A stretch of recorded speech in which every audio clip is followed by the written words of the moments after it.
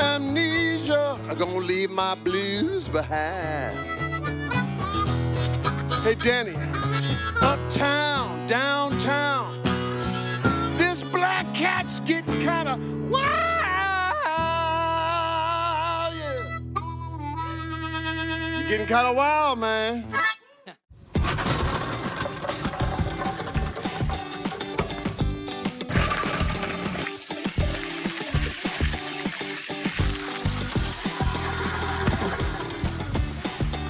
Oh, hey.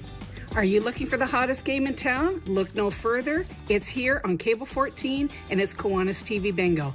So if you're looking to get your game on, get out there, pick up some tickets, and join us Mondays at 7. Under the B6. I felt really alone when John died, and the United Way program really, I reached out to them, and they just really helped me feel less alone and helped me feel validated in my grief, which has been tremendously helpful during a time when I've never felt so alone in my life.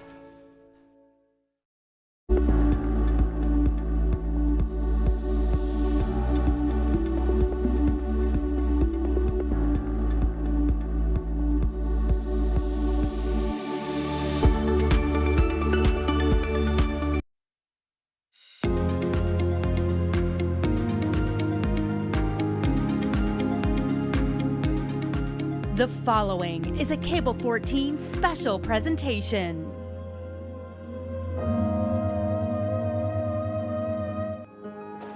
We want to acknowledge that the city of Hamilton is situated upon traditional territories of the Erie, Neutral, Huron-Wendat, Haudenosaunee, and Mississaugas. This land is covered by the Dish with One Spoon Wampum Belt Covenant, which was an agreement between the Haudenosaunee and the Anishinaabe to share and care for the resources around the Great Lakes. We further acknowledge that this land is covered by the Between the Lakes Purchase, 1792, between the Crown and the Mississaugas of the Credit First Nation. Today, the city of Hamilton is home to many Indigenous people from across Turtle Island, North America. And we recognize that we must do more to learn about the rich history of this land so that we can better understand our roles as residents, neighbors, partners, and caretakers.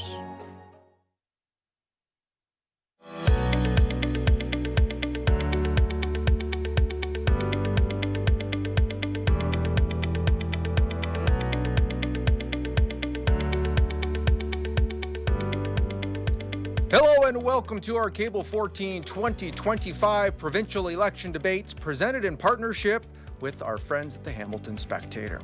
I'm Mike Fortune, and for the next hour and a half, I'll be your moderator as we feature candidates from the riding of Hamilton West-Ancaster-Dundas. Joining us live in studio, we have Julia Brown, representing the Liberal Party, Sandy Shaw, representing the New Democratic Party, and Guy Besson, representing the Green Party. The Progressive candidate, John Demick, was invited to participate in this debate. However, he is unable to attend due to a miscommunication where our messages did not reach to him in time. Also running in Hamilton West-Ancaster-Dundas are Spencer Rocky, representing the None of the Above Direct Democracy Party, Norrie Smith, representing the Electoral Reform Party, and Lee Wise-Vassar of the New Blue Party. For everyone here in studio at Cable 14, we thank you. Thank you for participating in our Hamilton West-Ancaster-Dundas provincial election debate. The format for this broadcast includes 2 minutes for each candidate to make an opening statement. Then, we will be inviting 3 members of our local media to pose questions to the candidates. We will also be putting forward questions that have been submitted by viewers, but more on that in just a moment. Cable 14 did make the best efforts to provide opportunities for the other Hamilton West-Ancaster-Dundas candidates to record a statement. Those who took us up on the offer will have their statement included as part of this broadcast. After another round of media questions, we'll have an open floor debate where each candidate will be able to bring up a topic of their choice. Then, we'll finish off with a 1-minute closing statement from each of our candidates here with us. For viewers at home, if you're watching live, make sure to tweet us on X at Cable14 or email election@cable14.com to share any questions you'd like us to ask the candidates here in studio. Please remember to include your first name and, of course, what neighborhood in the Hamilton West-Ancaster-Dundas area you live in. That completes all the homework and housekeeping I have. Let's get you started now with your 2-minute opening statements. Representing the Liberal Party, Julia Brown, the floor is yours. Hi, my name is Julia Brown, and I'm your Ontario Liberal candidate for Hamilton West-Ancaster-Dundas. I was born and raised in Hamilton, between Hamilton and Dundas, so I understand the unique challenges that face our communities. I'm not a career politician. I'm one of us. I live here, I work here, and I'm running to be MPP because I know how to make government work for people versus the other way around. With a background in financial planning and over a decade in public service, working for a previous Premier and Minister of Education in communications and operations, I know how to get things done. More recently, I've been at Mohawk College, where I've been helping students navigate their financial aid. In short, I've seen the struggles that Ontarians face firsthand, and I'm committed to finding practical solutions for them. Right now, the government's priorities have completely left out the basics. A strong healthcare system, a robust education system, an accessible housing plan. And frankly, these days, just being able to afford rent and groceries in the same month. That's 1 minute, Julia. Thank you very much for your opening statement. Oh, you have one more minute. 2 minutes. 1 more minute left. My apologies. Continue.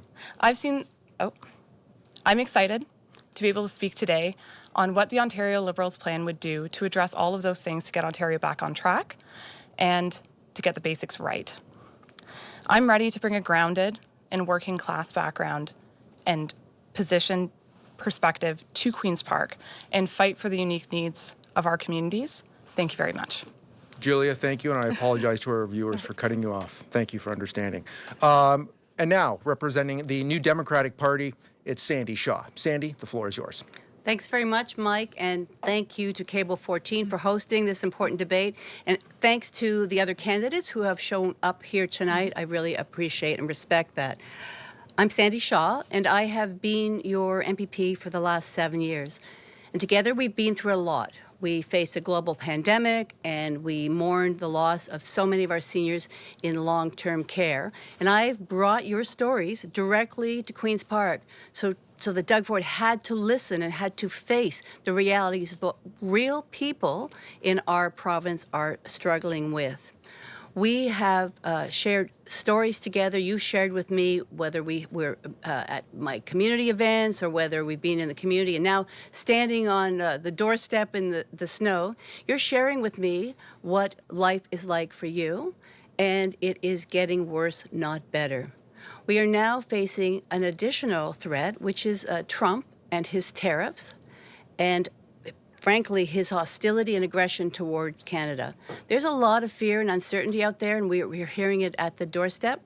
So what I want to do tonight is share with you my vision for our community and my hopes for this fantastic community. And I want to start with the basics, the fact that you shouldn't have to worry about affording groceries to put on the table. I want to assure you that we understand that finding and keeping an affordable home for you and your families is very important. So these are the things that I think are very important for our community. I'm here to be accountable to you. I'm here to answer the tough questions that you have. You deserve that. I'm once again asking for your vote and for your support, and I hope that I will earn that here tonight. Thank you. Thank you, Sandy. And as we move on now from the Green Party, Mr. Guy Besson. Thank you, Mike, and thank you for Cable 14 for hosting the debate and the other candidates for attending tonight. My name is Guy Bisson, and I'm the Green Party of Ontario's candidate for Hamilton West-Ancaster-Dundas in this election.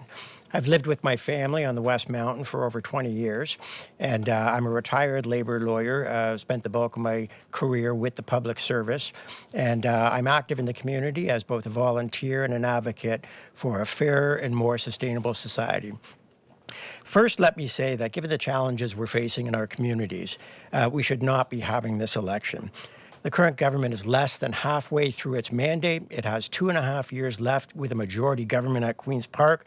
Yet here we are in an unnecessary election at a cost of close to $200 million. To attempt to curry favor with voters prior to the election, the Premier spent $225 million to cancel the contract with the beer store, to push beer and wine into variety stores ahead of the election, a contract that would have expired nonetheless in 10 months at no cost to the public.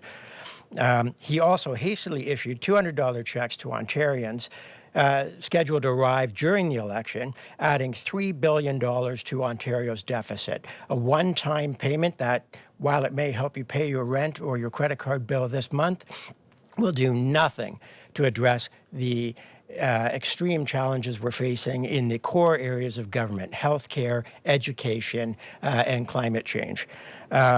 He's done this solely for political advantage, and it's typical of a government that for 7 years has presided over a steep decline in our quality of life. I appreciate the opportunity tonight to tell you about the Green Party of Ontario's comprehensive and fully costed platform, the only party to put forward one, and how we will meet the challenges facing our communities in a responsible, effective, and achievable way. Thank you. Guy, thank you very much for that. And to all of our candidates, thank you very much for your opening statements. Now it's time to bring in our local news media representatives. And tonight we have Fallon Hewitt from the Hamilton Spectator, Eric Viano from CHCH News, and Sarah Piesker from CBC. Each of them will choose a candidate to answer their question first, and then we'll open up the topic to any other candidates who wish to speak directly to it. So our first question comes from the Hamilton Spectator, Fallon Hewitt. Fallon. Hi, candidates. This is going to be a question for Julia.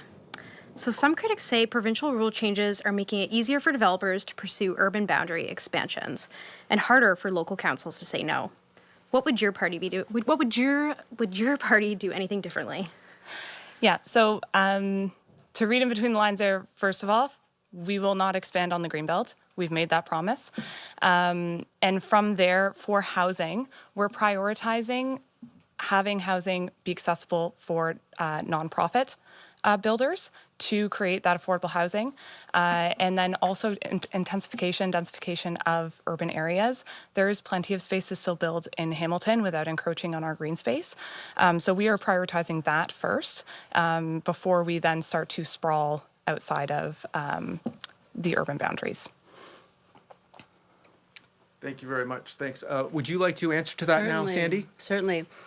It's a great question, and as the official opposition NDP, we have been on the forefront of the fight to protect the Greenbelt and to push back against the urban boundary expansion, and really, very importantly, protect our Class 1 farmland, which we are losing at an inordinary rate. I think we're losing about 370 acres of Class 1 farmland a day.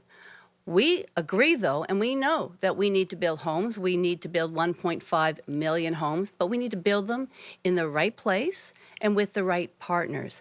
Under Doug Ford, we have had the lowest housing starts since the 50s. And why is this? I think it's because he, wasted time going back on promises, grabbing the Greenbelt, putting it back, reversing legislation. And now we're in this unprecedented situation where a sitting premier is now being investigated by the RCMP for the preferential treatment that he gave to insider developers. It's no way to protect the Greenbelt, and it's certainly no way to build the housing that we need in this province. This question is open for discussion. Guy, if you'd like to get in on this. I would, Mike. Thank you. The Green Party, of course, of Ontario, of course, opposes the expansion of the urban boundary in Hamilton in keeping with the wishes of the City Council. And we oppose developing for new housing that is going to create sprawl. Sprawl is making the housing more expensive because of the costly infrastructure that's required to be added. The Green Party's preference and the Green Party's priority is to add to the availability and affordability of homes by building within existing urban boundaries and by doing so through gentle infill of fourplexes, low-rise residential buildings with multiple residences in them, and to build 2 million new homes in the most affordable manner in the first few years of our mandate, should we get one, and 60,000 new supportive housing units for those most in need. I can tell you that one thing the Greens housing priorities will not include is going down to Las Vegas and getting massaged with land speculators and developers in order to cut sweetheart deals to cherry pick land out of the Greenbelt. Thank you for that. Any other comments back to that, or we'll move on? Sandy? Well, I just can't help but commenting on the fact that as an elected official MPP of the province of Ontario, that we actually in the legislature had to talk about massages in Las Vegas. It was, almost surreal. But while we were doing that, people are going without the kind of housing that they need, supportive housing, deeply affordable housing, building within existing urban boundaries, and protecting the Greenbelt. And so, the Las Vegas massage story is a story of insiders and preferential treatment, and it's the way Doug Ford does business and cuts deals, and it's not acceptable. Okay. Thank you very much for that conversation. We will continue on now from CHCH, Eric Vinanu. Eric. Thank you. I'll direct this question to Sandy, but obviously I'd like to hear from all of you. There are a lot of students in this riding, and a place to live and transportation is extremely important for students, but also residents. How would you ensure students and residents get adequate housing and adequate transportation? So proudly this riding has both McMaster University and Mohawk College. And honestly, if McMaster students and Mohawk College students voted en masse, they could control the outcome of the election. So I'm encouraging all of them to vote. Your housing needs are important, and your transportation needs are important. Your education is important. And what we see with Doug Ford is a government that has abandoned you in many ways, made it very difficult to get an education, struggled to find housing. I know I have family members that live in housing that is substandard because they can't find anything else. So the fact that we have a premier that has turned his back on students who are doing nothing but trying to further their education, and to build an economy, because with educated folks like students in our riding in Ontario, that's an economic driver.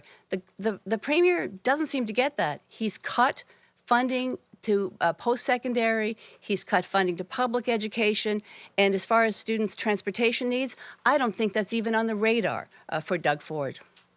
Open for discussion if anyone else would like to jump in. The Green Party of Ontario's policies and platform is supportive of public transportation. Mohawk and McMaster are keystone institutions in our riding.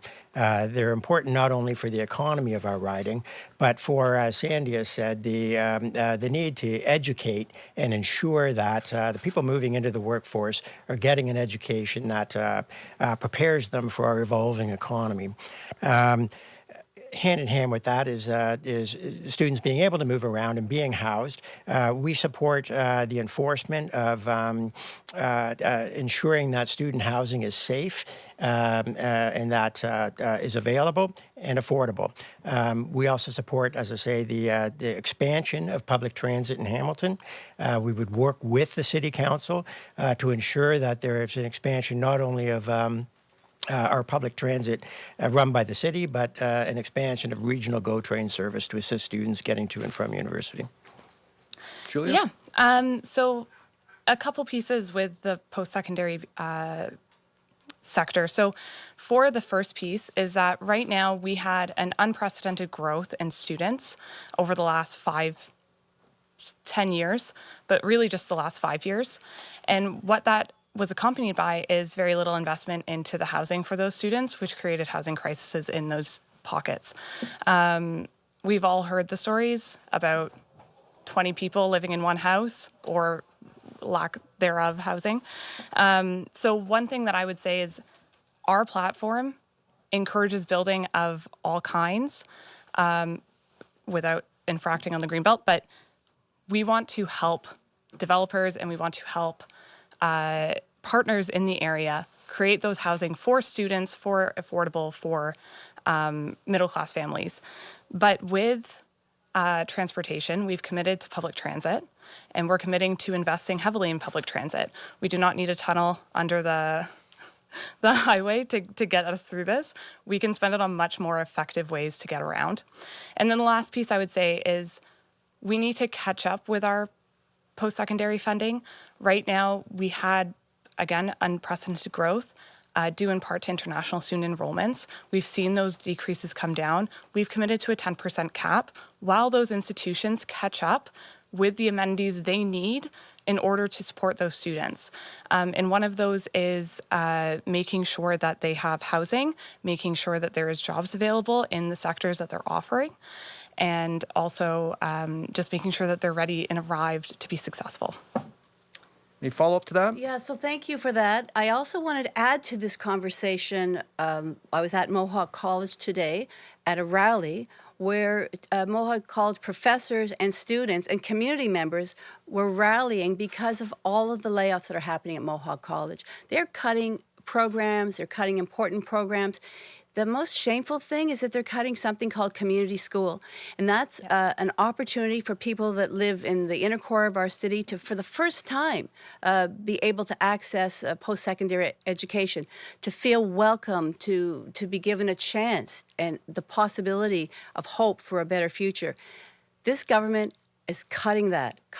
And it's not just the loss of these good jobs in our community, it's the loss of the things that secondary institutions like Mohawk College build in our community. It's really difficult to watch. We've worked so hard to build this. We are so proud of our first-class education facilities, Mohawk, McMaster, and to see a government turn their back, to see a government cut on the backs of our students, to see a government that has the lowest funding in Canada when it comes to education. This community will stand up and will push back, and we deserve nothing less. And it was very heartening to see the number of people that were out there today. They know what's happening, and they are not standing for it. Yeah, one last thing I will say is I, being a Mohawk College employee, went through those layoffs with my colleagues, and it was very disheartening. It was very disheartening to lose City School. That was a very important program that helped people get reintroduced into the education system to get trained. And then also to Sandy's point, we've also seen a lack of funding. Doug Ford destabilized this entire sector in 2018 when he did the tuition freezes and when he did the opt-in, which ended up not being upheld in court, and then did nothing. We had no caps on international students, so institutions went through the roof with those enrollments to try and make up that money. But right now we need stability. So when we introduce a 10% cap on international students, we are also accompanying that with additional funding into the post-secondary sphere to stabilize a sector that has been completely destabilized, which then destabilized most of their employees. I can tell you, it wasn't fun working in a layoff environment for the last few months. The Green Party of Ontario's platform is to restore funding to our colleges and universities. Doug Ford's created a situation where we have the lowest per capita funding for higher education in the country. And he's created a situation where our public institutions, our public education institutions are no longer publicly funded, but merely publicly supported. And that's unacceptable. Thank you very much for that conversation from each of you. We will continue on now with our media panel. And we'll be having now from the CBC Hamilton, Sarah Piesker. Sarah. Thanks. Hi there. My question is for the NDP candidate. We've seen other NDP ridings go to the PCs. Why do you think that is? And what's your message to people who are considering the switch?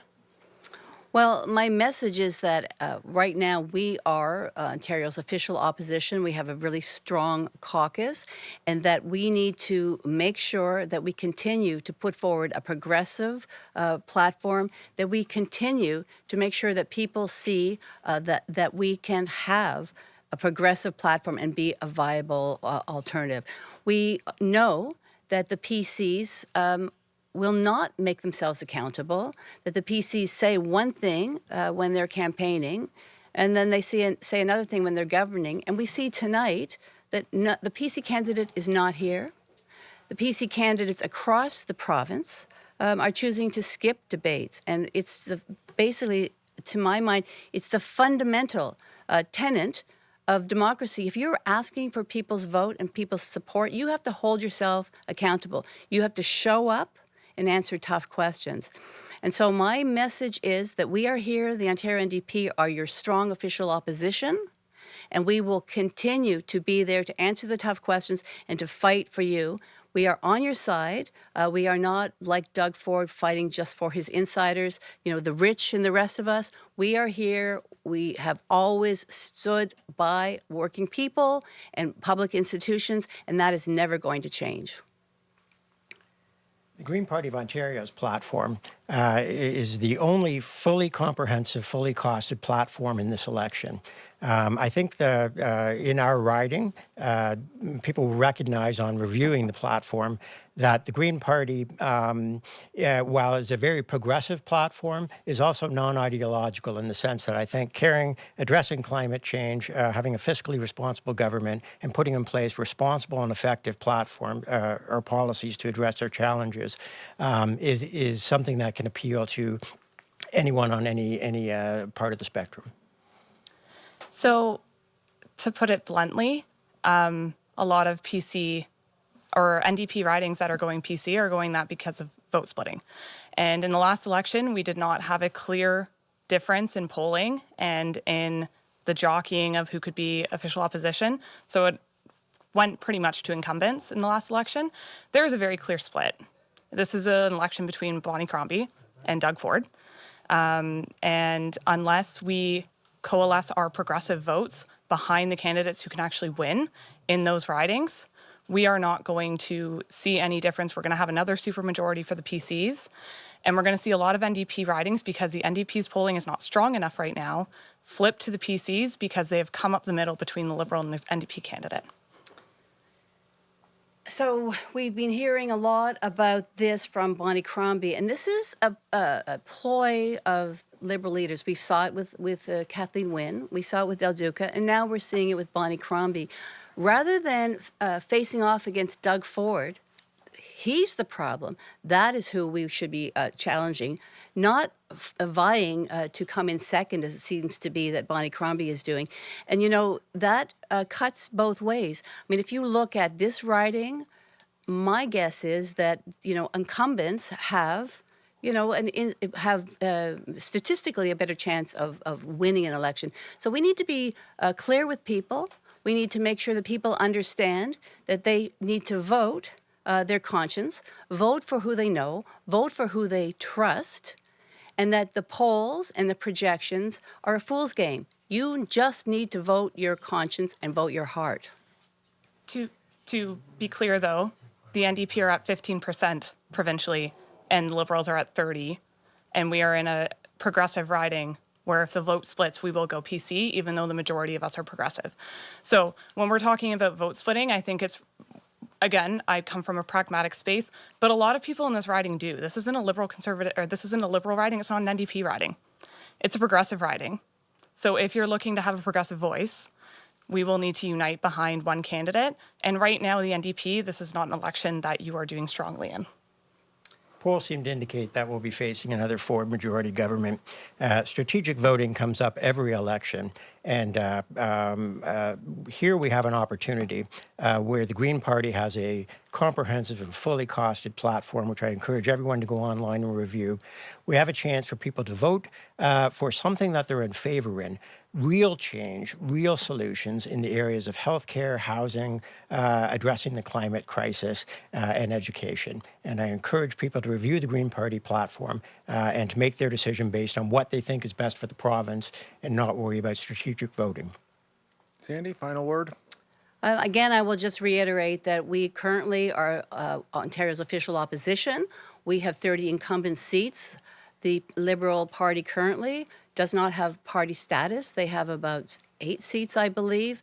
And the fact that, to me, it seems disingenuous and a little bit like game playing to go after NDP seats and NDP votes when the Liberals should just stand on their merit and take on Doug Ford. Just like tonight, I mean, really, my Liberal opponent here and my NDP opponent, they're not the problem. The problem right now in Ontario is Doug Ford. And that's who we should be holding to account. The problem is Doug Ford, and currently the Liberals are the only ones who are looking to take PC seats as well. That's my final word. Thank you all very much. That's going to conclude our first round of questions from our media panel. And as mentioned earlier, we have been collecting a lot, and I mean a lot of questions from you, the viewers, on X at Cable14 and by email at election@cable14.com. We'll give all of our candidates here a chance to respond to this as you wish. This question's coming in from Heather from the West Cliff East area of your riding.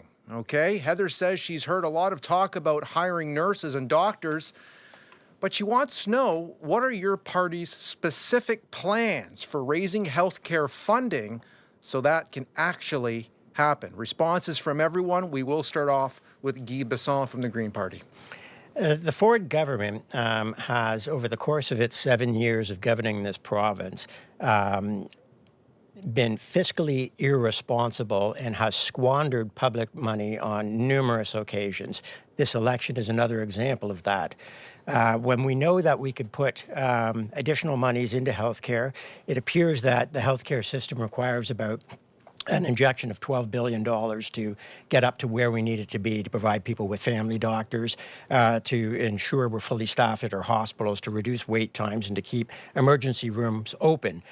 If there was a PC candidate here today, I'm sure that he would parrot the leader and say, oh, these parties will only raise taxes to do that. The fact of the matter is that the PC government has been squandering public money. You're spending $2 billion on a spa at Ontario Place. He's spending close to $4 billion on this election. That is money that can be, rather than squandered, put right back into health care. The Green Party will be reducing taxes for those earning under $65,000 a year and households under $100,000 a year, and raising slightly taxes on the highest earners. But the bulk of this money can be found with the resources the provincial government currently has. So I have to agree with Guy. This is a government that is spending big, but they're just not spending it on us or the things that matter. And it's been said, and I just need to repeat it, that in Ontario, we spend the least per person in all of Ontario. And right here in Hamilton, we have the longest emergency wait times in the province. So no doubt, healthcare is in a crisis right now. And we need to not only address the funding, I mean, we just need to fund healthcare. It's a basic, it's important to people. It's what people pay their taxes for, so that when they call an ambulance, it's there. So when they take their child to emerge, they don't wait 12, 15 hours. It's just the basics of what a responsible government should do. But we need to address the healthcare workers. We would hire 30,000 new nurses. Nurses are burned out. The only reason that this system is still working is because nurses, PSWs, all the healthcare workers are continuing to show up in the worst possible circumstances. I mean, I met with QP workers just this morning, and they're saying that their members are feeling the emotional burnout of being in a caring profession, but they're not able to care for their patients.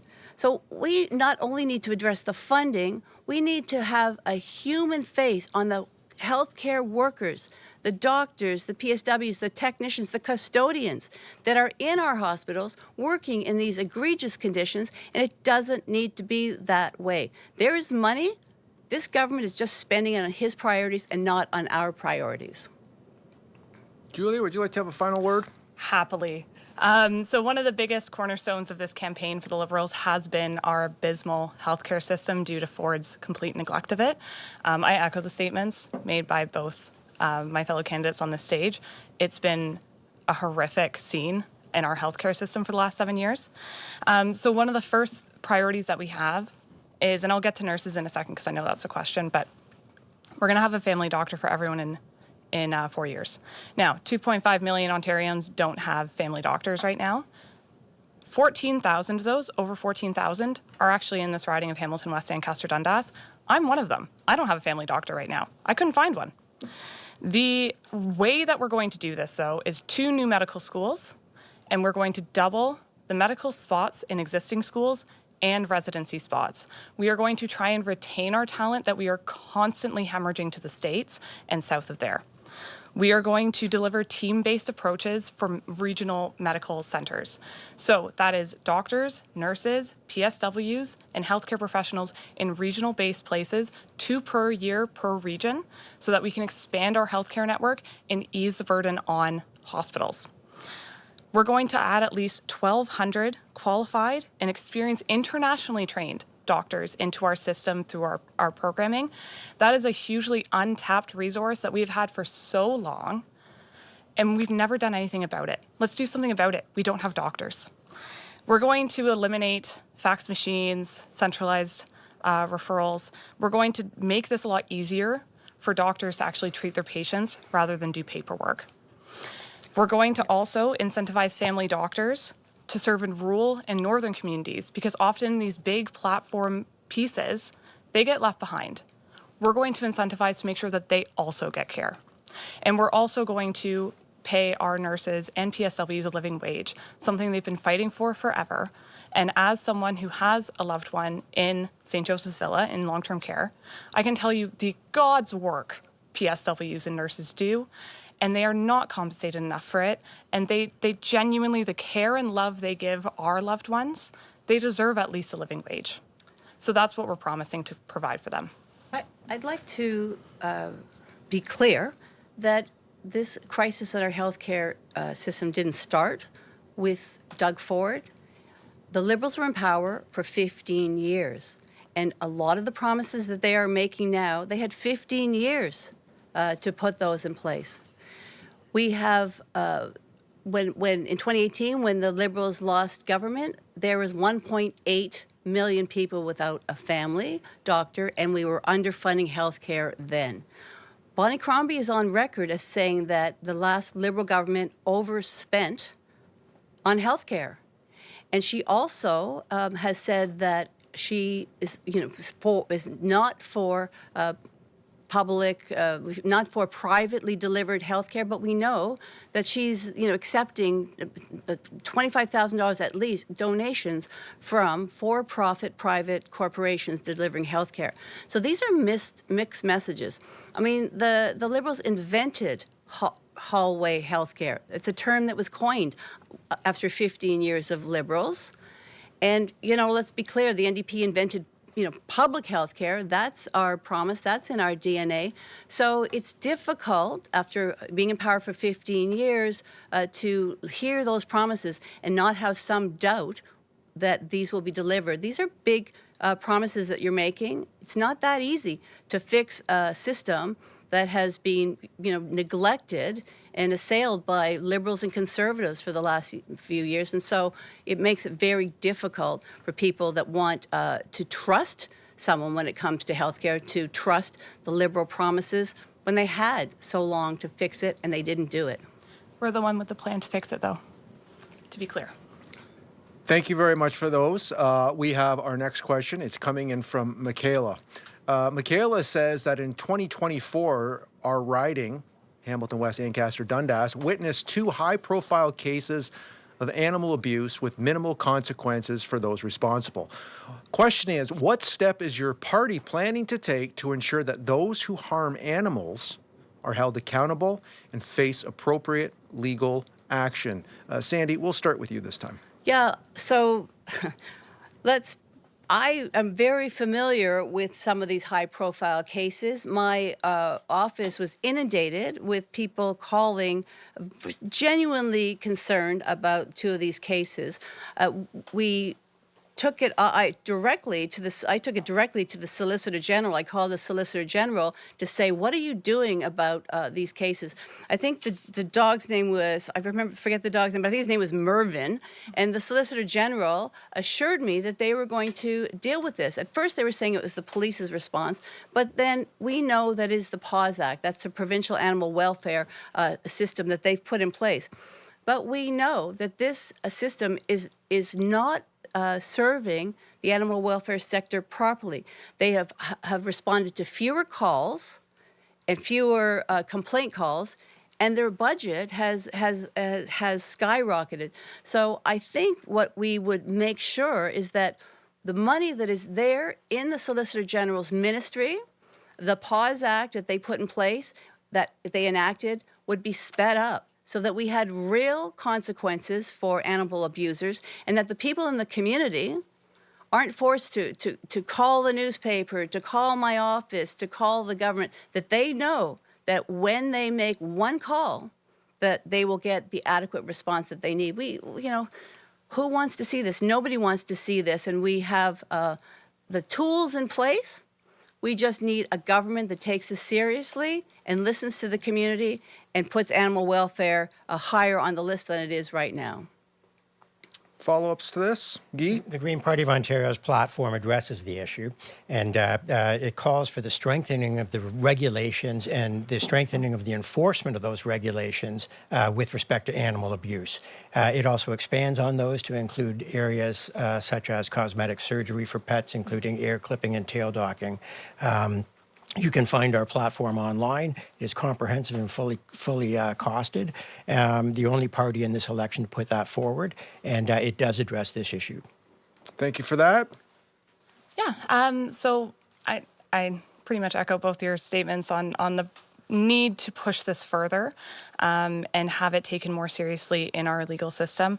What I will say is that we, as the Ontario Liberals, have committed to investing in our community safety overall. So that's investing in our police, fixing our bail system, getting our courts working again. So when these cases do come forward, they're actually treated in a time-sensitive manner rather than allowing people to stay and run away, as we saw with some cases with these, where they just straight up left Ontario, and we had to then track them down. Let's get them in and let's get them tried for the abuse that they've performed. Thank you for that. And to all of our candidates, thank you for the conversation to this point. We greatly appreciate it. This concludes our first round of questions from our media panel. And as mentioned earlier, we've been collecting questions from you on X at Cable 14 and by email to election@cable14.com. And we will give all of our candidates here a chance to respond to this as you wish. I'm being told that we're actually going to be moving on. So my apologies. We're going to be getting rid of all that stuff. We're going to go to those fine individuals who were not able to make it down to Cable 14. They came into our studios a little bit earlier, and they were able to give their response on how they want your vote. Hello, my name is Spencer Rocky, and I'll be running in the Hamilton West-Ancaster-Dundas district for the None of the Above Direct Democracy Party. I have run in several federal elections before, both with the Rhinoceros Party and with the Longest Ballot, trying to fight for voter reform. I strongly prefer direct democracy, and I think a lot of people who want to take back the power from the wealthy class agree here that we should just be cutting the politicians out completely of these decision-making processes and voting directly on situations and proposals that we determine, that we come up with. We'll decide what minimum wage is. We'll decide how much landlords and entrepreneurs should be paying in taxes. We'll decide if billionaires should exist. Like, these are the decisions that we should be making as the workers, as the people. And we'll never get that done. We'll never accomplish anything with the first past the post system. This is a chance to make peace with the more powerful class, and hopefully they will allow us to take back the power peacefully. My name is Lee Weiss-Vasseur, and I'm running to be your next member of provincial parliament with the New Blue Party. As a professional engineer, a PhD, a businesswoman, and a mother, I understand the real challenges facing Ontario families. I know what it means to work hard, balance responsibilities, and fight for a better future for our children. That's why I'm stepping forward, to bring common sense back to Queen's Park. I believe in personal freedom. The government should never have the power to force medical decisions on its citizens. While vaccines have played an important role in public health, mandating them was a violation of individual rights. No one should lose their job or be denied opportunities because of a personal medical choice. The New Blue Party stands firmly against government overreach, and will always defend your right to choose what's best for yourself and your family. Our province is drowning in government waste, and it's hardworking taxpayers who suffer. As an engineer, I deal with efficiency and problem solving every day. I see firsthand how government bureaucracy can be improved. Instead of more red tape and reckless spending, we need accountability. I will push for audits, cut unnecessary programs, and ensure tax dollars are spent wisely on healthcare, infrastructure, and the services that actually improve lives. As a mother, I am deeply concerned about what's happening in our schools. Education should be about teaching students math, science, reading, and history, not pushing political ideologies. Our kids deserve a learning environment that promotes critical thinking, not division. Parents should have a say in what their children are being taught, and schools should focus on the basics that prepare them for the future. The New Blue Party is the only true conservative option in Ontario. We are standing up for individual rights, fighting government waste, and protecting the integrity of our education system. If you want real change, if you want a voice that represents you, not the elites or special interest groups, then I ask you for your vote. Together, we can build a stronger Ontario that works for you. Thank you. Thank you very much to those candidates who are putting in their name from the Hamilton West-Ancaster-Dundas.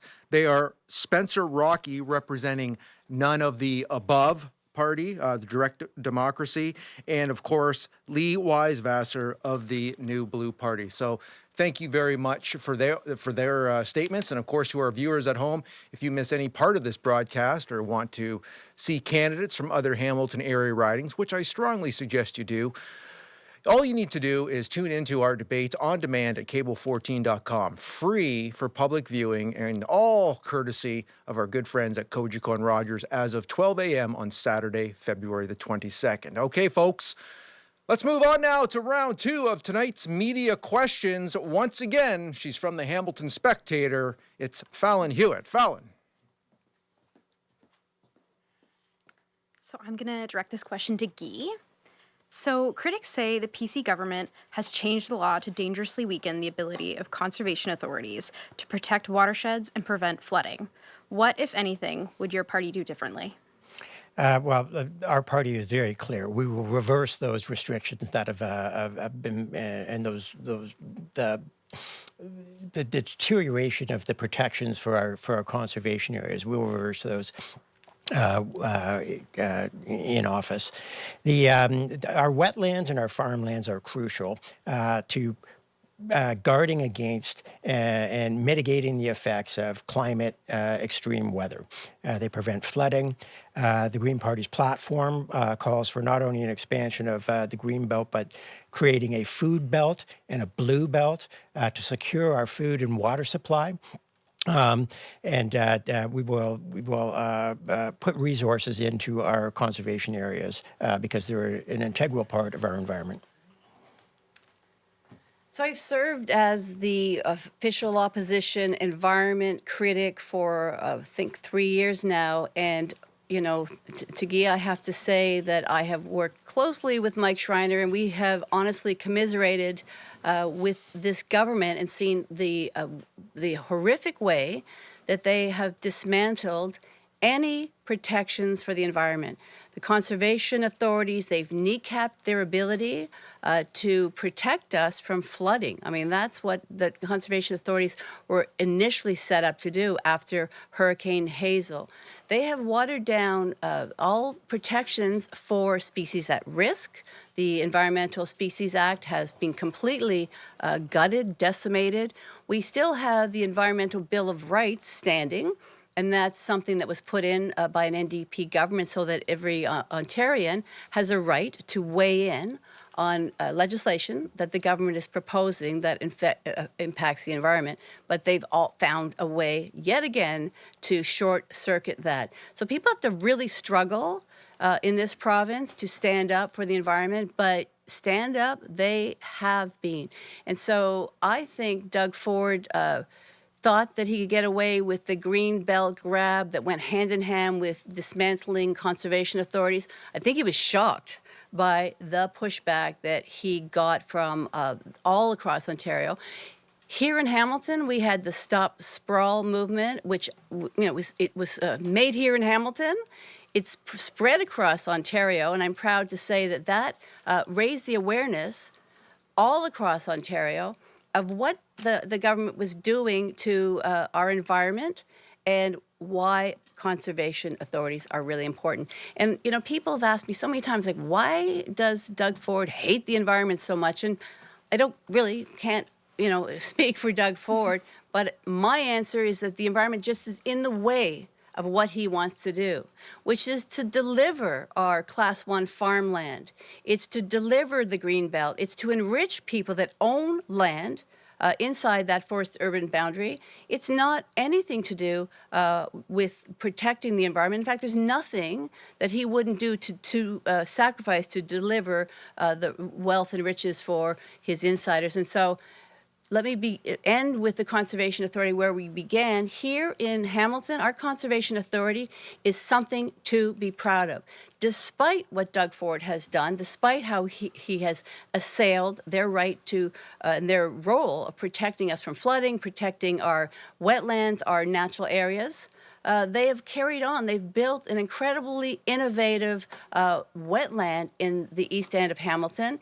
That is it's wonderful to go see. If you get a chance to go see it, now it's a naturalized wetland where species can come and find refuge, but it's protecting the lower end of our city from flooding because we almost saw Stony Creek flooded out during one of these storms. So I have a lot to say about this, and I've stood proudly with people that have fought to protect the Greenbelt, people that understand how this is an integrated system and that we need to save it, and I will proudly continue to do so. Thank you for that, Sandy. Julie, would you like to get on this quickly before we move on to the next question? The Greenbelt was brought in by an Ontario Liberal government, and to Sandy's point, remains one of the most popular by public support policies that we have. When it became under threat, people were up in arms, and that was very quickly quashed. What the Ontario Liberals plan to do with conservation, but mostly just mitigating the climate change risks that we have, is creating a comprehensive plan to help farmers deal with those extreme weather events, so drought, heavy intensity rainfall, heavier than usual, other extreme weather events, to make sure that they're primed and ready to deal with them so that we don't have terrible years, which obviously for a farmer, one bad year can be decimating. So that's our plan, aside from protecting our greenbelt. We look forward to continuing to work with our experts to make sure that plan is ironclad. Thank you very much for that discussion from our candidates on that question. Up next from CHCH, it's Eric Viano. Eric. Thank you. I'll ask this question first to the Liberal candidate. Crime is a concern we've heard about, especially with the armed home invasions we're seeing, including we've seen this in Ancaster and Dundas. Just today, Hamilton Police also announced an auto theft ring operating in Hamilton. We're also seeing the smash and grab style robberies now. We saw one recently in Ancaster. How would you address crime concerns? Yeah, absolutely. Well, first of all, they are concerns. So I have someone I know very close to me. They had their car stolen out of their driveway. I have a colleague who I worked with who ended up moving because there were shots on her street, and she didn't want to raise her young family there. So she moved across the city. And this is where we are at in this province right now. So we need to invest in our police. We need to invest and fix our bail system so that our courts can start processing these faster and we can get criminals off the streets. But more than anything, we also need to address what might be the root causes of some crime and make sure that we are providing the mental health supports. We are providing wraparound services for housing so that vulnerable youth aren't getting caught up in this situation, but we're also prosecuting those who are committing crimes against our neighbors. And you won't do that unless you take a strong stance for community safety, and that's what we're doing. Moving on, anyone else like to jump in? So I think there isn't anyone here on the stage today that wouldn't agree that we all deserve to feel safe in our communities. That is a priority for the NDP, and it's a priority. It should be a priority for any government. it's been said that there isn't anybody that doesn't know someone that hasn't had their car stolen. I have to say I'm one of those that's had my car stolen. And for me, it was an inconvenience.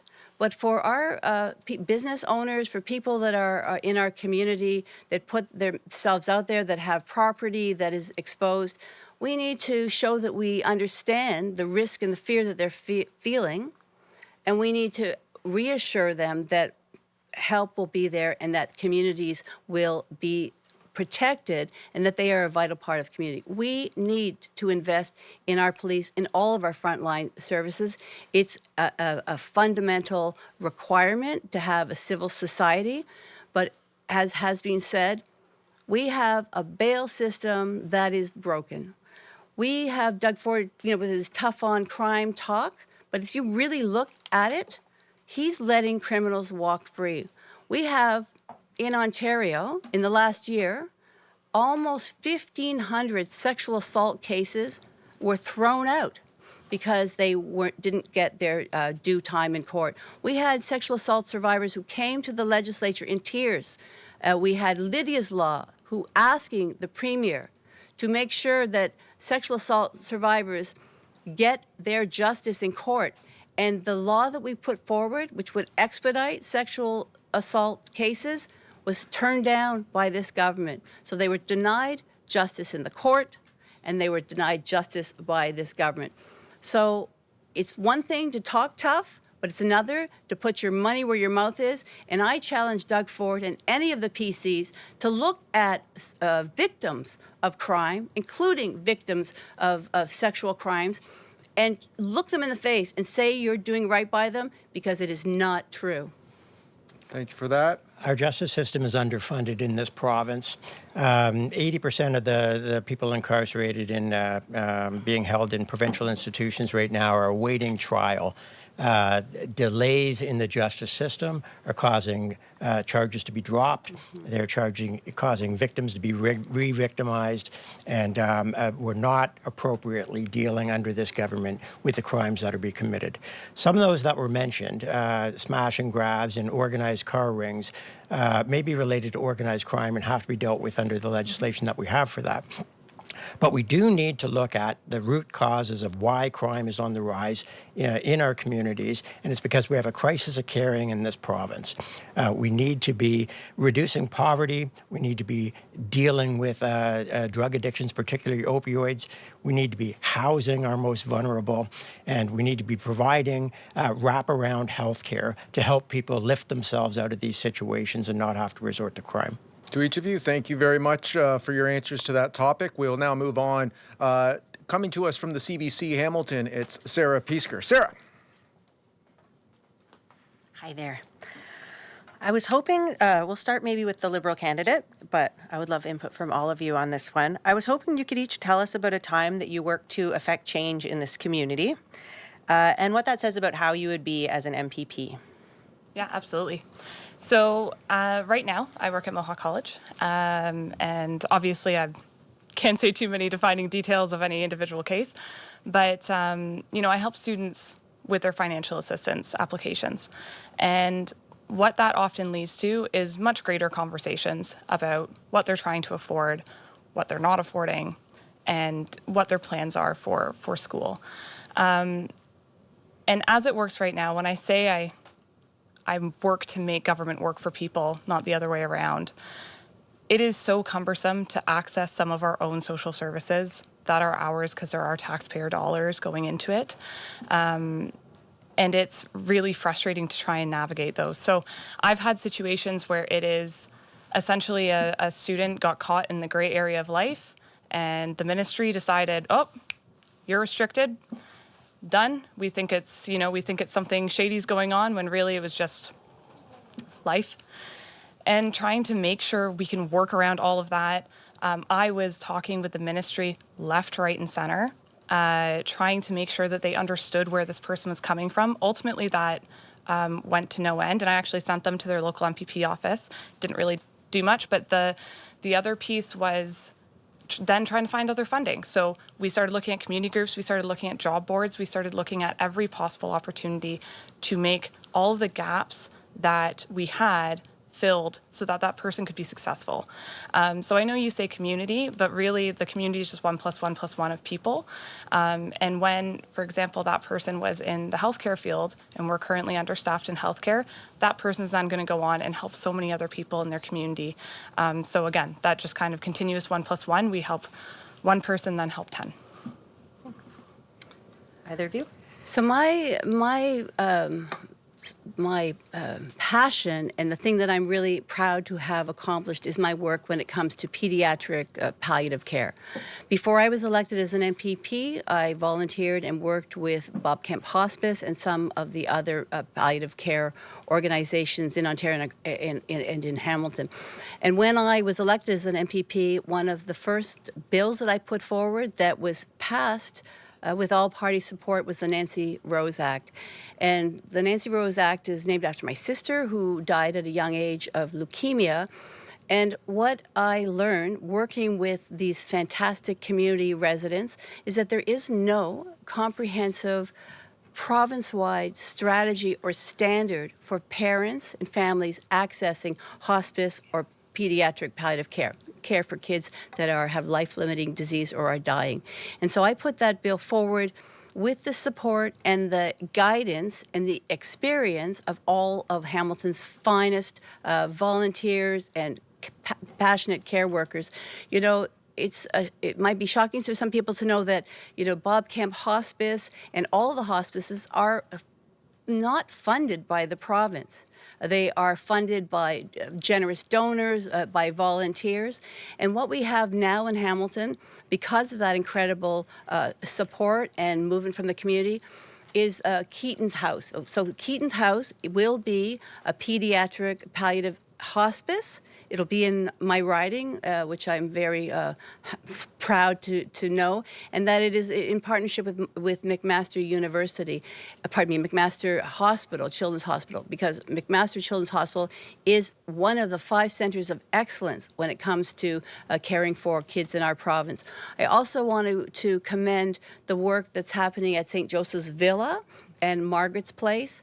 You know, you can't overpraise people that never give up, that know that this is the dignity that people deserve when they're at end of life or when they have life-limiting diseases, and that the government is not stepping up, but our community is stepping up. And I have said time and time again, this is something that will be a lifelong commitment of mine. It's very personal, and as an MPP, I will continue to fight for it. And long into my, my late years, I will be fighting for pediatric palliative care support. We do have to continue to move on. Guy, would you like to have a word here? Mike, I've been trying to affect change through my work as a volunteer, as an advocate for a fairer, more sustainable society, and that has involved volunteering with food banks and working hand in hand with food banks, providing some pro bono legal work to those in need who require it and can't afford those services.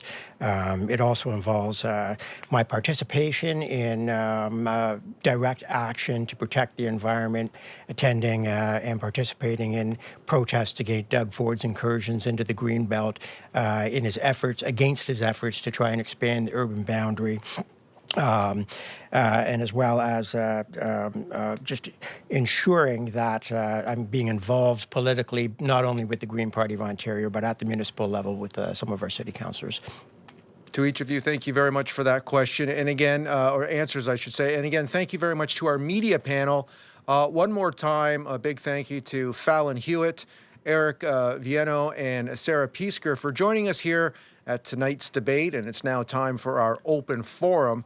Now, as we have talked about earlier, each candidate will have 1 minute to raise a topic or a question and ask another candidate to answer. The candidate who has asked the question will have a minute to respond without interruption. After that, any one of you are welcome to jump in on that particular topic that was raised to keep the conversation going. We'll be keeping a very close eye on the time to ensure that each candidate will have an equal opportunity to ask their question. Just before tonight's broadcast, Cable 14, we randomly drew numbers to determine the order the candidates will ask their questions in. First up, Guy Bisson, and a quick reminder, tell us who you would like to respond to the question you're about to ask. Well, the question that I have in mind is actually for the PC candidate, the candidate of the governing party who chose not to attend today. It's ironic that the party that called the election has directed its members not to participate in the democratic process, not to defend the dismal record of this government over the last 7 years, not to explain this unnecessary election, and not to explain to us how they're going to get us out of the mess they've created. Having said that, as the candidate is not here, I'll direct it to the other two candidates on the stage. This is an issue I believe is going to become more concerning in the years unless we drastically change the course of our government and our society. And that is, how would your party address the increasing costs and the challenges to our infrastructure being caused by climate-related extreme weather events? And Julia, we'll start with you on this one, and then we'll move to Sandy. Julia? For sure, yeah. So I have spoken a little bit about our plan to help farmers with the increase in extreme weather, but then also just in terms of building is building. As has been mentioned on the stage, we are the least productive in terms of building new housing, building new infrastructure. So making sure that we're investing in that with experts in mind of how we can accomplish that. I remember back in the day when we had skyscrapers and panes were falling out, and it's because they weren't designed for our climates in Canada. And those climates are changing. So having those localized, specialized experts at the table while we're doing those developments and making sure that we're increasing our affordable housing, increasing our middle class housing, and our further developments for communities, making sure that they're in place to advise. So the risk of climate change is real. In fact, it's here now, and I don't need to tell anybody that's had their basement flooded that it's here now, and who have had their insurance claims denied or are struggling to find insurance to protect their homes. The Insurance Bureau of Canada has identified an astronomical figure when it comes to the losses that we are going to see when it comes to climate change. And those are just the insured losses. It's in the hundreds of billions. That doesn't cover the losses that people will face in their homes and in their businesses that aren't covered by the insurance. So this is a huge and important problem. It's important for people and businesses to protect their own property and their own livelihood, but it is certainly important for our economy. There are solutions out there. As the official opposition NDP, we proposed so many of them, and the government has shot them down every single time. We proposed changing the building code to protect people from flooding. They turned us down. We proposed making heat pumps available for people so that they could reduce their energy costs and their reliance on fossil fuel. That was shot down. And so going forward, we need to build. We will be building infrastructure, but we need to shore up and protect what already exists. We need to mitigate and protect the infrastructure that we have. And as has been said, going forward, we need a government that actually believes climate change is real and that it's the government's job to protect you from those impacts, because, you know, we had the International Panel on Climate Change saying that we've run out of time. It's here, it's now. And we have a government that's just dithering and wasting time. And as the Ontario NDP, we have proposed solutions. We get how serious this is, and we will immediately act on some of the great expertise and the ideas that come from community and come from engineers that are working on this right now as we speak. Under the last 7 years, under this government, we've seen the lowest housing starts and the highest housing costs in the province. Clearly, we need to build more housing to house our people, and that housing has to be affordable. But it also has to be climate resilient. And the Green Party of Ontario's platform calls for building housing within existing urban boundaries and not sprawling out and ruining our wetlands and our farmlands. Nature is going to be our first line of defense against these extreme weather events. We also need to ensure that the building regulations for new builds are requiring their infrastructure to be able to withstand this new reality. The Green Party also believes that we need to take the necessary steps to mitigate the effects of climate change. Stop subsidizing the oil and gas companies by providing free use of public land for their pipelines. Get rid of the legislation the Ford government put in place prohibiting municipalities from charging oil and gas companies for putting pipelines across their property. We need to increase public transit and reduce traffic. And we are providing free heat pumps in our policy to those thank you very under much. $100,000 in their household. We do have to continue to move on. Sandy, you are up next with your question. And please let us know of the two candidates who you'll be directing it to. And who should answer first? Absolutely. And, I'm sure all of us here on this stage will share that it has been difficult to prepare for this debate, not knowing whether or not the PC candidate would show up to make themselves accountable, because we know that this is a government, Doug Ford's government, that has a lot of questions to answer. He really has done us a disservice by telling his candidates all across the province that they don't need to show up to debates, that they can, put themselves forward and ask for your votes without actually being transparent and accountable.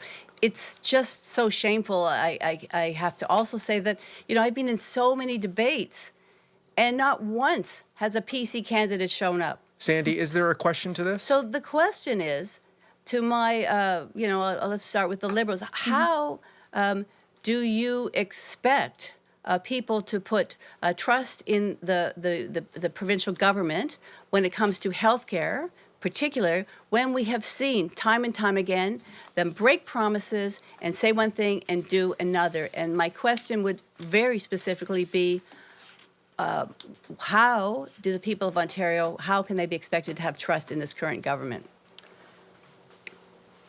So, not the current government, but for healthcare, we have a comprehensive plan that has been thought out and will be executed so that we can actually achieve the targets that we're saying. We have an actual plan behind the family doctor in 4 years. We have a plan behind ending hallway healthcare. And I've mentioned it before, so I can go through it again, but I'll save you all the time. But we have a comprehensive plan that we're going through, and we've run on healthcare because of the abysmal state it's in. And so, and healthcare, I mean, I'm gonna add long-term care into that too. We had one of the worst awakenings during COVID as to just how bad it got. Meanwhile, the year previously, and I kind of share with my other candidates, it's unfortunate that the person we would all want to ask these questions to isn't on the stage, but the year previously, the PC government had actually bragged about cutting those inspections as part of a reduction of red tape. So we have a plan to increase our healthcare programs and strengthen the system, and also broaden that system for our new higher population, and more needs can be actually accessed through it. Guy? To restore faith in our political system and our system of government, I mean, one, we have a leader in Mike Schreiner who is, with due respect to the other leaders, recognized as a man of integrity and one of the most honest and transparent leaders in Queen's Park. But in addition to that, I mean, to restore faith in the system and to encourage people to return back to voting and participating in elections, we need electoral reform. Of Western democracies, most have some form of proportional representation, other than the United States, Canada, and the United Kingdom. The European countries and Scandinavian countries use a form of proportional representation so that people know that their vote counts. And we avoid these situations where, with only 18% of the eligible voters, the Ford government got a supermajority.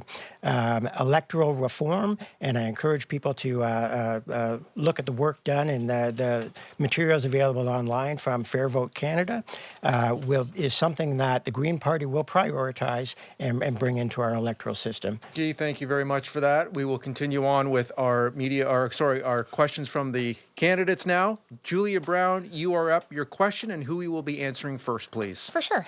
So my question was also going to be for the Conservative, which was could you please justify why your leader called an election a year and a half earlier when he had a strong majority mandate? But since he's not here to answer that, I will ask Sandy. Ontario is currently in cost of living crisis. That's undeniable. All of us are feeling that pinch. The NDP's promises would add up to equaling a need for a 30% increase in income taxes just to fund them. Do you think that's fair or realistic to expect of Ontarians who are currently deciding between groceries and rent? So thank you for the question, and I really reject the premise of the question because that is not an accurate characterization of what we will do. We need to know that in this province, there is lots of money, and this is the government that's spending its money like that it belongs to them and not to the people of Ontario. We have a government now that's spending $2.2 billion on a luxury spa. That's going to cost every Ontarian about $400. And in fact, in Hamilton, that adds up to about $80 million of your taxpayer dollars. So there is money there if we spend it on what's important to people. Healthcare is important. We know that. The money is there. We do not need, as has been said, to spend hundreds of billions of dollars on a tunnel under the 401 that actually is uncosted. We do not need to be giving willy-nilly deals to American companies like Staples that are costing taxpayers, over $1 billion. To give Starlink an untendered contract, particularly given the climate that we're in with Donald Trump. So it just is a matter of priorities. As an NDP government, we have always prioritized working people. We understand that you rely on a government to deliver the basics, to make sure that you can afford your groceries, to make sure that your hydro bills are not through the roof like we saw under Kathleen Wynne and the Liberals, and to make sure when you call an ambulance, there's one available, because this government has cut so drastically that it's not a guarantee under Code Red that you will get an ambulance when you call for one. So there's money there. It's a question of priority, and it's a question of political will. And we have shown, as Ontario's official opposition, time and time again, that we respect taxpayers' dollars and that we would put them to use in a way that would make your life better, Sandy, not thank worse. you. I think a few others would like to get in on this. Julia, you want to get in? If I could just because I haven't answered the question yet, address the question yet, specifically dealing with affordability, the Green Party of Ontario's plan is to cut taxes for those earning less than $65,000 a year or households earning less than $100,000 a year, saving people on an average of $1,700 per year. We will reduce energy bills by providing for free heat pumps to those who are households earning less than $100,000 a year, and zero interest loans for heat pumps to those households earning over $100,000 a year. We will fund reliable public transportation so people do not require cars and aren't contributing to climate change through the continued burning of fossil fuels. And we'll end subsidies to fossil fuel companies and use that money to make life more affordable by putting it into deeply affordable housing. Guy, thank you for that. Quickly back to you, Julia. Yeah, I just want a clarification. So, Sandy, can you commit right now that there would be no new taxes under an NDP government? What I could commit to you, Is it yes or no? And what I know is that under an NDP government, your tax dollars would be respected, and that we would make sure that they were spent in a way that benefits you, not insiders, not in a hydro scam that has cost this province billions of dollars. We know that those hard-earned dollars are important to you and to your family, and what I can commit to you is that we know, we've been hearing the stories, we've been sitting in the legislature directly every single day, we hear those stories, and our commitment is that we will be on your side and that we understand the realities and the struggles of everyday Ontarians, and that we will make sure that we are a government that funds the basics that we all care about: healthcare, housing, and affordability. Being on your side is not making you pay more in a cost of living crisis. You did not commit that you wouldn't raise taxes. I just want to put that on the record. Thank you very much for that lively discussion, folks. I'm being told in my ear here that we have to move on. We have a few minutes remaining, and we still have our media panel here. So we'd like to invite some of them back with another round of questions. It's going to be very quick questions with just one answer per question. Okay? Fallon Hewitt from The Spectator, the floor. It's all yours. Thanks. So this question's for Sandy. So Hamilton has seen hundreds of tenants rent evicted since 2017. What plan does your party have to protect the homes of often vulnerable tenants amid a growing housing and homelessness crisis? Yeah, this is something that's really heartbreaking. And when, we have our housing critic, Jess Bell, who has been on the forefront of this, we would make sure that we restore real rent controls and close the loophole so that you pay what the previous tenant pays. And that would help to eliminate, bad faith evictions or rent evictions. I have to share that just before Christmas, I went to an apartment on Emerald Street to meet with the residents that were being rent evicted from that apartment. I spoke to a woman who was in her 90s who has lived in that building for over 50 years, and she was being evicted before Christmas.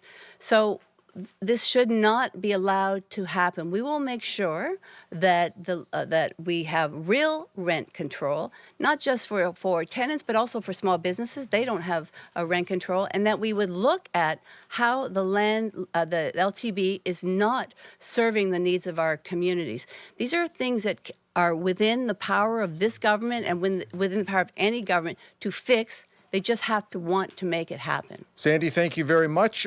Back from CHCH, it's Eric Venu. Eric. Thank you.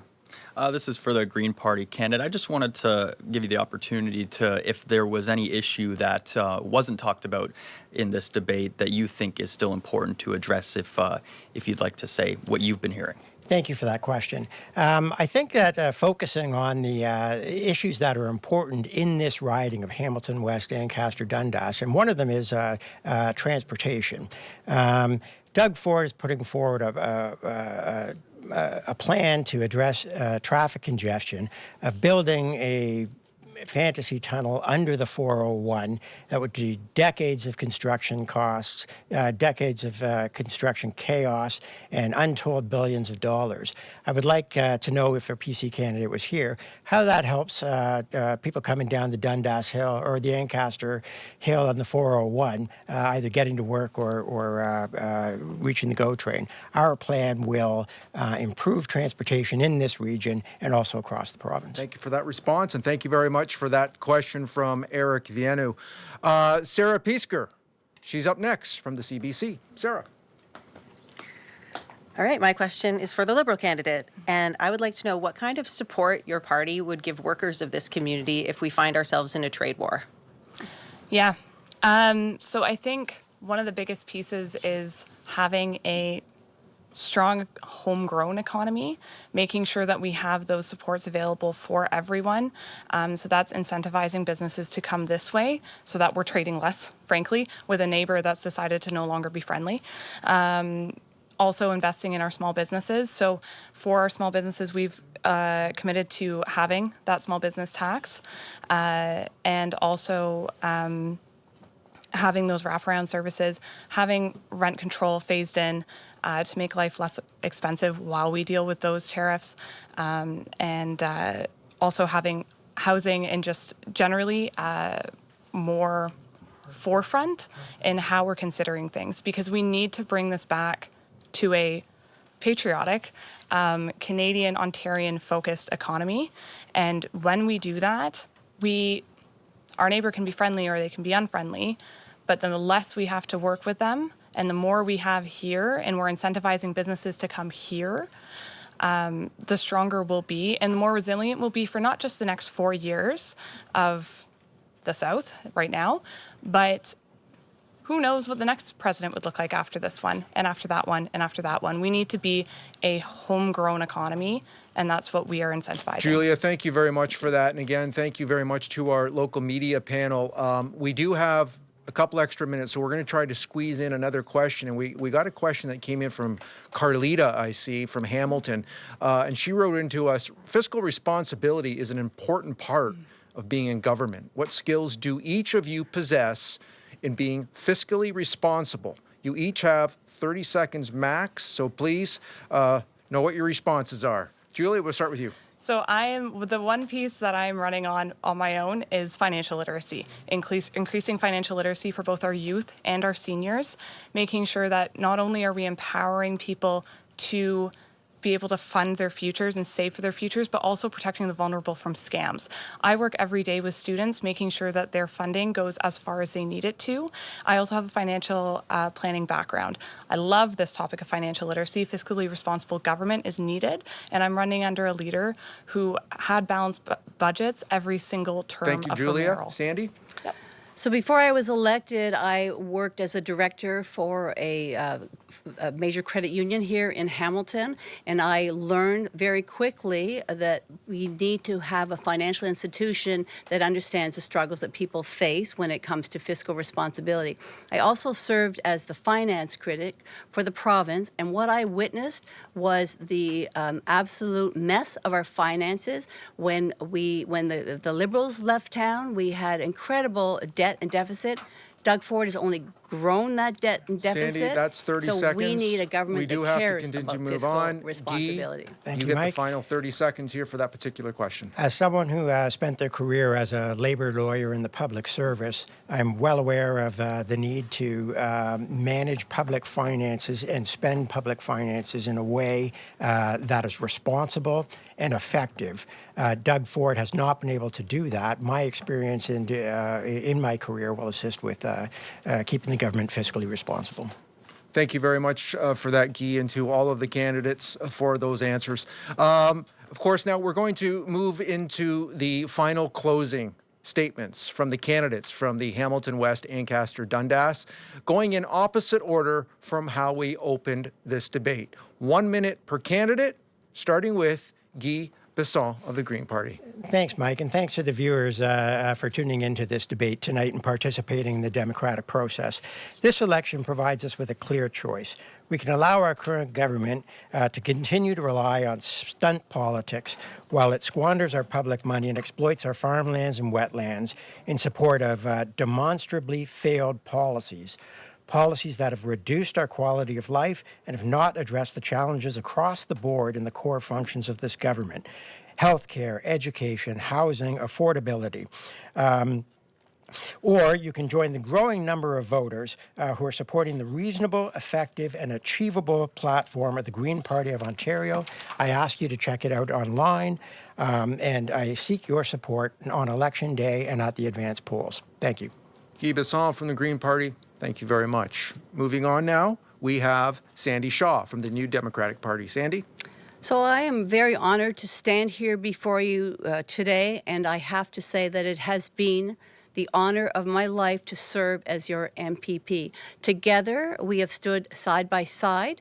We have fought for the Greenbelt changes. We have fought for seniors and long-term care, and we have worked together to build a better community. This is an incredibly important election, and I know that there's fear and uncertainty out there, but I assure you that your vote matters.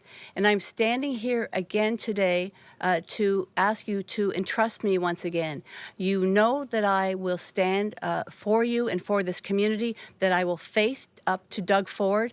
I will never give up on this community. And once again, I hope tonight that I have managed to earn your trust, and I'm hoping that you will return me once again to Queen's Park to serve as your MPP. Sandy Shaw, thank you very much for the Ontario New Democratic Party. And finally, wrapping things up, Julia Brown from the Liberal Party. Thank you. Throughout this campaign, many of you will learn that at my core, I'm a pragmatist. So let's talk about vote splitting. I've already split the vote. Every day, I'm out knocking on doors and calling constituents. And the progressive vote has already shifted to the Liberals. Let's face facts. And I say this with absolute respect, Sandy. This is not an election the NDP are going to win. Today's poll had them at 15% and us double that. Today's Hamilton West-Ancaster-Dundas, it's not a progressive, or it's not a Liberal or an NDP riding, it's a progressive riding. Many of you are looking to vote for the person who can defeat the PC here. And I'm telling you to join your neighbours in voting Ontario Liberal. A vote for the NDP will ensure that both women on this stage tonight will lose and the person who didn't show up will come up through the middle.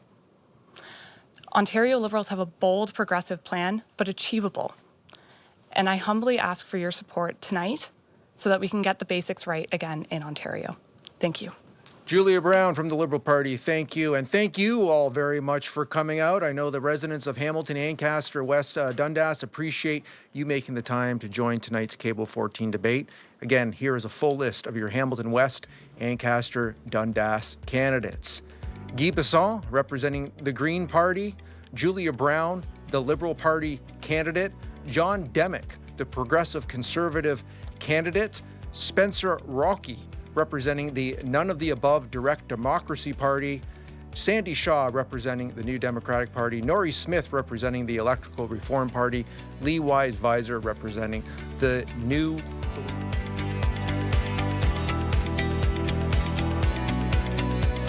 Closed captioning for the Hamilton Provincial Candidates Debate has been sponsored by the Cornerstone Association of Realtors. Homes, not hurdles. Local realtors advocating for attainable homes for everyone.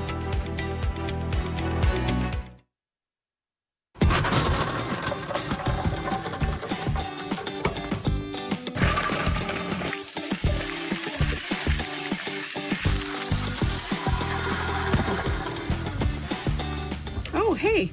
Are you looking for the hottest game in town? Look no further. It's here on Cable 14 and it's Kiwanis TV Bingo. So if you're looking to get your game on, get out there, pick up some tickets, and join us Mondays at 7. Under the B6.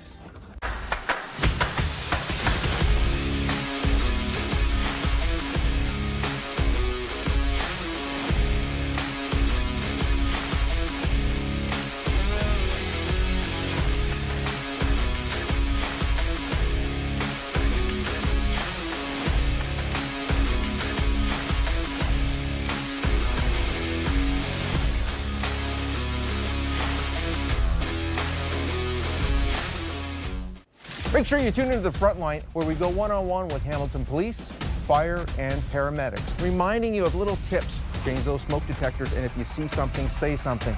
Make sure you tune into the Frontline, Thursdays at 6:30.